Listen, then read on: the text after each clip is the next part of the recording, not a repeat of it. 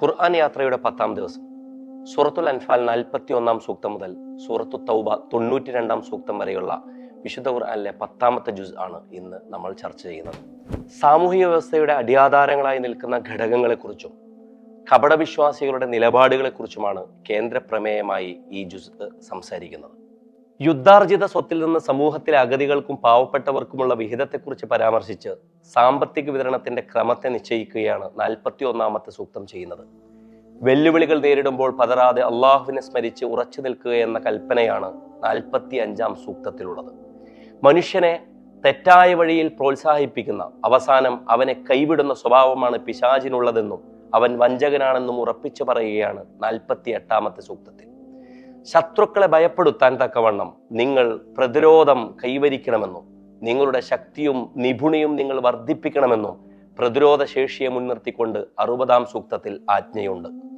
ശത്രുപക്ഷം സമാധാനത്തിന് തയ്യാറായാൽ നിങ്ങൾ അത് സ്വീകരിക്കണമെന്നും അത് സമാധാനത്തിന്റെ വഴിയായി മനസ്സിലാക്കണമെന്നും 61-ാമത്തെ ആയത്ത് നമ്മളോട് സംസാരിക്കുകയാണ്.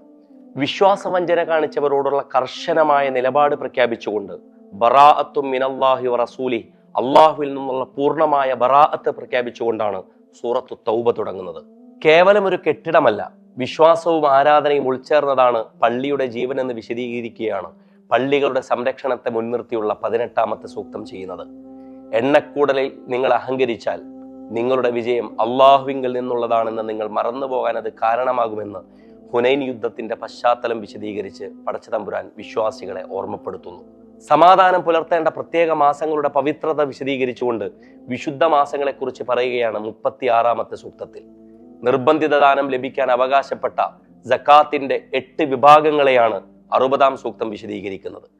മതവിഷയങ്ങളെയും വിശ്വാസത്തെയും തമാശയാക്കുന്നത് ഗൗരവതരമായ തെറ്റാണെന്നും അത്തരത്തിലുള്ള പരിഹാസം ഒഴിവാക്കപ്പെടേണ്ടതുമാണെന്നുള്ള കർശനമായ സൂചനയാണ് 65-ാം സൂക്തത്തിലുള്ളത്.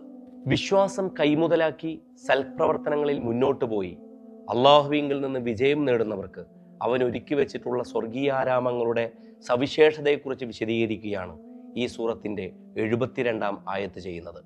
അള്ളാഹുവിലേക്ക് പരമാവധി നടന്നെടുക്കുവാൻ വിശ്വാസികളെ പ്രേരിപ്പിക്കുന്ന സൽപ്രവർത്തനത്തിൽ മുന്നോട്ടു പോകാനുള്ള പ്രേരണയാണ് ഇതിൻ്റെ അവസാന ഭാഗങ്ങളിലുള്ളത്.